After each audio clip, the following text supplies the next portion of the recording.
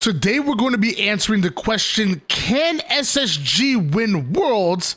Plus we're doing an SLC recap, so let's break things down and let's talk about it. Yo, what's up guys, this is Why Not Be Reckless, aka Why Not Be Casting, I'm one of the HCS commentators, analysts, and grassroots content creators, and we have another HCS report where today we're answering the question, can SSG win Worlds? On top of that, we're doing a Salt Lake City breakdown from pool play all the way to bracket play. We got a lot to cover, so let's hop right into it. Starting off in Pool A, where you had Space Station Gaming, Sentinels, and Ascending Baseline as your guaranteed 3 teams that made it into pool play. Joining them would be Alpha Esports, coming out of that lower bracket from the open bracket and making freaking waves. It was absolutely crazy. Let's dive into what exactly happened. We're Sentinels, also we're going to talk about them plenty throughout this event. They came out with a 3-0 over ABEU. You have Sentinels, Boo Boo Doo, Falcated, Lethal, and Precision going up against Ascend Baseline, Bastos, Millsy, Mose, and Sunrise. Very good team. Obviously earned their spot here, the number 3 team out of the EU, but couldn't earn a win against Sentinels, being also couldn't exactly earn a win against Space Station Gaming, but I don't think anybody was surprised. They're Bound, Eco, Legend, and Stellar coming off of a huge win in FaZe's house in Atlanta, coming into their own house here at SLC, and the last time they were here, they ended up winning the entire thing. 3-0 in favor of SSG, turns into a 3-1 with SSG over Sentinels. Big win for SSG. Sentinels came out with some fire, but it wasn't enough to put out SSG. And this next match is where shit got crazy. You have Alpha Esports. I kid you not, I'm on, guys. Alpha Esports, Drift, Lure, Noble, Acid, and by the way, coached by Nugget as well. Alpha Esports coming out of the lower bracket in open bracket. So in case you guys don't know, double elimination, the top 2 teams ended up in pool C and D, and the teams that made it out of the lower bracket from the open bracket made it into pools A and B. So essentially, not even one of the 2 best teams in open bracket, at least the way the bracket ended up going, and Alpha Esports come out and 3-0 Sentinels, supposed to be a top 6 team in the entire world, but Alpha Esports pull off the upset of the tournament early on Friday. Big ups to Alpha Esports, and of course you already know I gotta show some love because Lure, this whole team has actually signed up for my tournament before, but Lure has won every single one of my tournaments that I've been throwing. I've been throwing 1 or 2 a month personally on my Twitch channel and my Discord, and Ass has been along with him, and so was Noble and Drift. So at least in the 4v4s, the 2v2s, he was just with Acid and doing a fantastic job. Was Lure, and it's crazy, bro. Actually crazy to see Alpha Esports come out of open bracket and beat out the likes of Sentinels. And it didn't stop there, because although they weren't able to get a win against SSG, they did 3-0 Ascend Baseline. So coming in out of open bracket and leaving Pool A as the number 2 freaking seed. How crazy is that? Yo, huge shout out to Alpha Esports coming as that number 2 seed, and can't wait to see what they end up doing at Worlds as well, because you already know they qualified with that type of performance. Where we're gonna move on to talk about Pool B. You had Complexity, Optic, and Quadrant coming as the guaranteed teams going into pool play, and Team Lethal Fox joins them. Let's see if Team Lethal Fox had a similar run to an Alpha Esports. Complexity 3-1 over Quadrant. What the hell is going on here? First Alpha Esports, then Complexity. There's no way things get crazier than Complexity 3-1 in Quadrant, right? Let's see what we got here. Oh, Complexity 3-0 Optic. Shit's really starting to hit the fan here. Complexity come out as your number 1 seed, because they also were able to take down Team Lethal Fox in a 3-0. Complexity only dropping 1 map in Pool B. Arguably a team that should have made it out of this pool in third place in the lower bracket, comes out with only one loss in the entire pool play, where you would think normally that'd be a situation that we were talking about Optic being in there, but holy hell, Complexity came out on top. It was Optic eventually 3-1 Quadrant and also 3-0 TLF, so they would still make it into championship bracket through the winner's side. But Quadrant, because they came out as that tertiary team, they end up in the lower bracket out of championship bracket. In case you need a reminder of the rosters: Optic Gaming, Dead Zone, Formal, Lucid, and Trippy; Quadrant, Glory, Sika, SLG, and Snipe Drone; Complexity, Breaking Shot, Huss, Rain, and Ryan Noob. And then out of the open bracket came Team Lethal Fox, which was Yaxon, Common, Ramy, and Haynes, and also coached by Thug Nasty. Wow. Alpha Esports starting off with the upsets, Complexity continuing that, and we'll see if Pool C and Pool D can maybe normalize things a little bit here. Going into Pool C, you had Shopify, Rebellion, Psycho, Mental, Soul Snipe, and Suppress. They've been red hot, scorching hot so far this entire season, whether online or on land. Shopify Rebellion were doing fantastic. The only real problem from them is when getting into Championship Sunday, they didn't exactly have the best performances, and sadly wasn't able to get the wins that we were looking for in Championship Sunday. So we thought maybe this was their opportunity to prove that they could win on Championship Sunday, get into that upper echelon, get into that that top two conversation, the grand finals, and maybe even win a tournament, because they've beaten everybody in the big three and everybody else. They've showed that they can beat anybody. The real question is, can he do it on Sunday? We're into the breach. Jimbo, Mighty, Chick, and Wootum. We wanted to see some consistency out of them. We've seen some moments of greatness. They looked very good at Arlington. They looked pretty good at Atlanta, and we wanted to see them kind of continue where that left off, because this is a very good squad.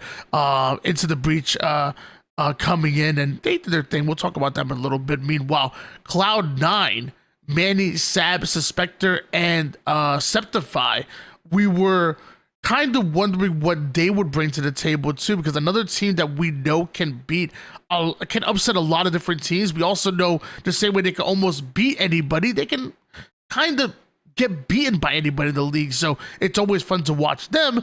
And for their first time, we got to show some love here. For their first time, Despiteful, Bid Teaches, Looney, and Sylvanic coming in for Eclipse Solar, making it out of open bracket. By the way, making it through the winner's side, only dropping one game, including a big win on Alpha Esports. Eclipse Solar making it into championship bracket. Oh, excuse me, I apologize. Making it into pool play. Definitely want to give a congratulations for them. Like I've known Sylvanic for a very, very long time. Was playing, I played Octagons with him plenty of times back in Halo 5, and let me tell you, the dude has skill and has always been working and fine-tuning his own skills. Looney, I'm still learning a little bit about, but when I used to watch Bid Teachers a lot. There were a lot of these open series tournaments, and he and Breaking Shot kind of reminded me a little bit of each other, and I was surprised that he never made it to this point, for example, like out of an open bracket and into a pool play, because I really thought he was that damn good. And Despiteful as well. I remember early on in season 1, I would be in the sauna and he was there all the time, and I was watching him play LSS, and if you guys don't remember, Last Spartan Standing, and dude, I'm watching, I'm like, bro, there's in my head, I didn't say this out loud, but in my head, I'm thinking to myself, like, there's people out there that are this good that aren't pros. Dude was just running through everybody like it was easy. It was crazy. I think I got a chance to play an 8's lobby or two with, I think it was him, Mortally, and Spartan Baby, and I didn't do good. I promise you, I did not do well. But they've always been impressive, and they're able to get over the hump, and it's a pool play. Big congratulations to Eclipse Solar. Sadly, things didn't go exactly their way, sadly. We'll talk about that a little bit here in pool play. We have Shopify Rebellion 3-1 over ITB. Shopify Rebellion going to game 5 with Cloud9. Cloud9 were impressive this tournament. We'll talk about them a little bit more. But ITB with the 3-1 over C9. ITB with the 3-0 over Eclipse Solar. And you notice they weren't able to get a game off of Shopify Rebellion or Cloud9.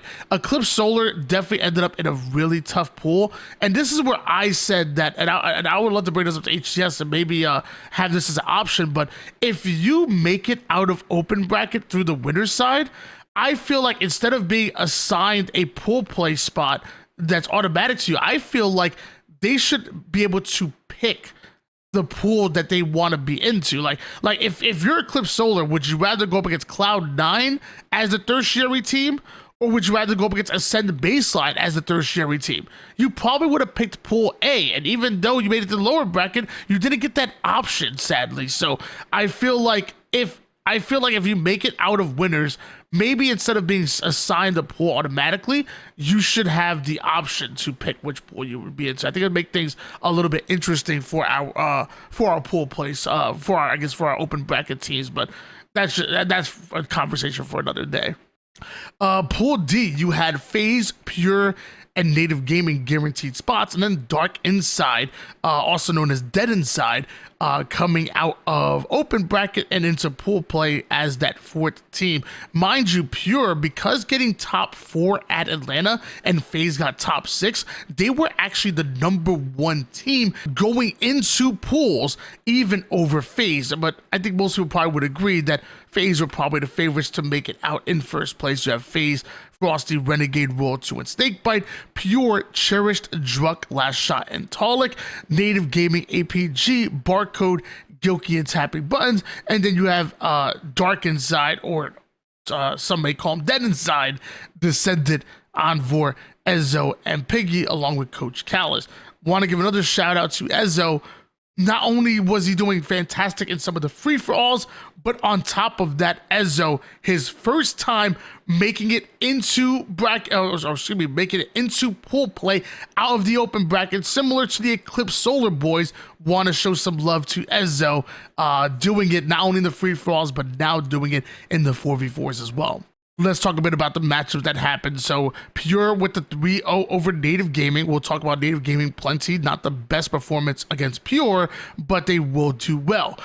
Pure did take FaZe to a game 5. I believe it was back at HCS Atlanta. We did see Pure come out with a 3-0 over FaZe in round 1 of the winners bracket, which kind of led us to where Pure ended up in 4th place, and ultimately FaZe ended up in top 6. While Pure also pushing FaZe the distance here in pool play, but not able to get the win this time. FaZe would come out with a 3-2 win and eventually take number 1 in pools, because Pure 3-1 Dead Inside, Dark Inside, whatever they want to call them, FaZe 3-0 Dark Inside, and then Native, although going to game 5, they also ended up getting the win, meaning that Dark Inside wouldn't make it into championship bracket.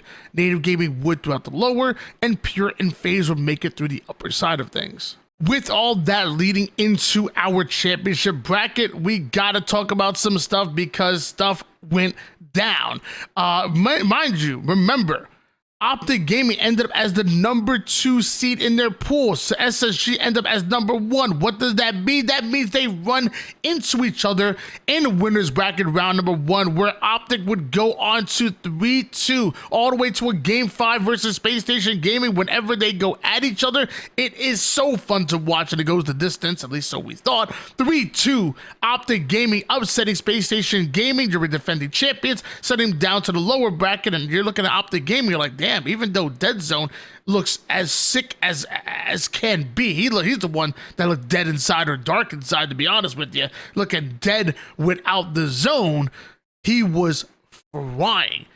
So were Optic Gaming. Optic move on to semifinals to join FaZe, who also got ticket to a game 5 by Into the Breach. We talked about Into the Breach, wanting to see some consistency out of them. We wanted to see where they could really go, because like I said, they had a really good audience, they had a really good Atlanta, had looked good online and on land, and looked very good against FaZe, taking them to a game 5, but FaZe still come out with the win into the breach down to the lower bracket. Shopify Rebellion going up against Pure. This is an exciting matchup because you have Soul Snipe, who was longtime teammates with his best friend in Druk, and also Talik as well, leaving this team, which was Native Red, to join Shopify Rebellion. Looks like that move might have paid off for them because Shopify come out with the 3-1 over Pure down to the lower bracket. They go. And Complexity at Alpha Esports. Yeah. Let's not forget, Complexity did 3-0 Optic to take the #1 seed in their pool.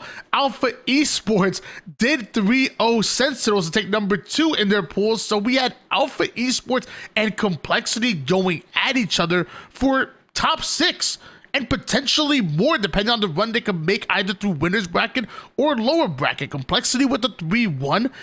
They would then go on to get 3-0'd by Shopify Rebellion, but still quite impressive for Complexity to even make it this far here in the winner's side, and they start an opportunity in the lower bracket. Meanwhile, FaZe not able to get the win against Optic. And when you saw this, when you saw Optic come out with a 3-2 win over SSG and then a 3-1 win over FaZe, a lot of people were thinking maybe this is their time to break the curse.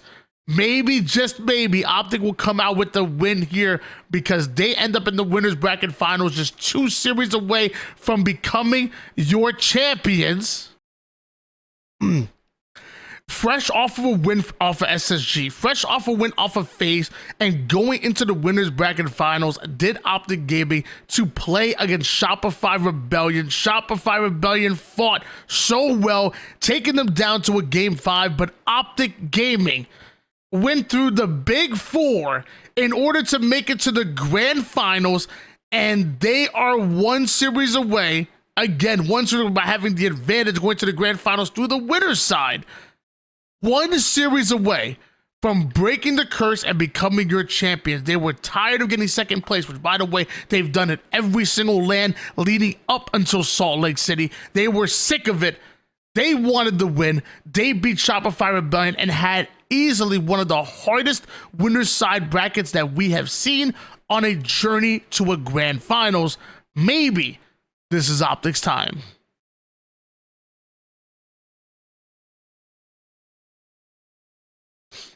Down to the lower bracket we go. Space Station Gaming versus Cloud9. This matchup was crazy. This matchup was absolutely insane. And to be honest with you, Cloud9 really, they kind of should have 3-0'd Space Station Gaming. Why don't I take you back to Salt Lake City, where I actually did a breakdown. Why don't we check it out real quick? Breakdown for us. Yeah, going into that game 2, Slayer, I think, Dan, you mentioned it already. This should have been a 3-0 in favor of Cloud9. And we have it paused a little bit here because you're going to notice that there's a 3-man push coming out of Cloud9 from the yard side as Sabinator is pushing up over towards that bottom U-turn side. And it's going to be a 3v2. I want to start this clip here because you're going to see Bound and Stellar working together towards Cafe. Watch as 3 members, again, Manny, Septify, Suspector are pushing through Cafe right now as Sab is going to take a low ground, and this is a 1-3 split with a 2-kill advantage. Septify goes down, now it's just 1 kill. You're thinking it's still a 2v2, it's okay, but then Manny falls, then Suspector falls, and now what started off as a 1-3 split, when you have a 2-kill advantage, now Sabinator's by himself out in no man's land, and there's no chance he can take a 1v4. That right there had to be the win for Cloud9. You cannot send 3 people into blue and not be on the same page in order to overwhelm Bound and Stellar and not win the game. If they execute there, if they win there, it is a 3-0 in favor of Cloud9. I think even what you're saying.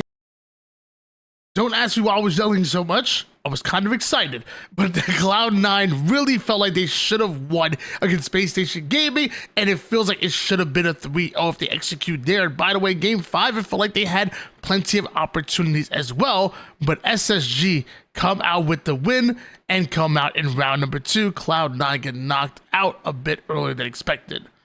Into the breach, 3-2 versus Sentinels. I don't know what was up with Sentinels this event, to be honest with you, but man, they left so much on the table. Getting 3-0'd by Alpha Esports to be put into a position like this to begin with, where you're in the lower bracket fighting for your life, and then not even able to make it out of round number 1. Sentinels fought against a very good Into the Breach roster and sadly weren't able to clutch it out. Into the Breach advanced forward. Quadrant 3-0'd Pure. Another team that got upset by Complexity earlier in pool play, coming out with the 3-0 against your reigning 4th place team in Pure. Big win come out of Quadrant, and wow, was really surprised by this Pure roster. Was expecting big things out of Pure. They were the number 1 seed in their pool, but Quadrant were just better today, or better that day, excuse me. Native Gaming with the 3-1 over Alpha Esports. Alpha Esports, they were able to 3-0 Sentinels, but they could not do the same against Native Gaming. Native Gaming wanted to make a deep run within this tournament, and looks like they would. 3-1 over Quadrant. Quadrant, fresh off of sweeping Pure, couldn't get a win off of the surging Native Gaming roster. When we talked about them having a very tough start in the beginning of the season, but now coming in with that heat, really catching fire when it matters most. Native Gaming have been getting better and better week after week. Where ITB, although a great win against Sentinels, sadly swept by Space Station Gaming, who would do the same against Complexity in the very next round, and FaZe would do the same against Native Gaming, and that would give us our SSG versus FaZe roster, which we wanted so much for so long. 3-1 SSG over FaZe in the lower bracket semifinals. That would knock FaZe out into top 4 and lead them to 3-0 Shopify Rebellion on their way to a grand finals, where they would go and reset, by the way, and not only reset in that 4-2, but then go on to sweep Optic Gaming, who had the toughest journey that we could think of in a very long time in order to make it to this grand finals, who put SSG in round number 1 of losers bracket to begin with. Couldn't even win 1 series. In fact, they couldn't even win 3 games out of a potential 14 because they took 2, and that was it. Space Station Gaming took 8 over them and become your champions once again, back to back, and on top of that, taking 3 out of the 4 majors on their way to Worlds. SSG. The question now becomes, will Space Station Gaming win Worlds? And I think if you don't have them as your favorites, you were going into the season with blindfolds on, because Space Station Gaming have showed you not only are they an amazing team, but they can win in a multitude of different ways, from the winners bracket to the lower bracket, from losers bracket round 1 to winning a tournament. What an incredible run. Like they've showed you so much, and they've looked so damn good. SSG are the favorites to win Worlds, and it's up to somebody else to pull off the upset. All right, guys, that's your HCS report. A bit of a recap with what happened in Salt Lake City, and on top of that, answered the question of, will SSG win Worlds, or can they really? But either way, if you like this kind of content, let me know in the comments down below. Comment, subscribe, like, all that good stuff. I'm not a content creator. I don't even know. I'm just having fun out here. But thank you guys so much for supporting me, and until next time, see you soon.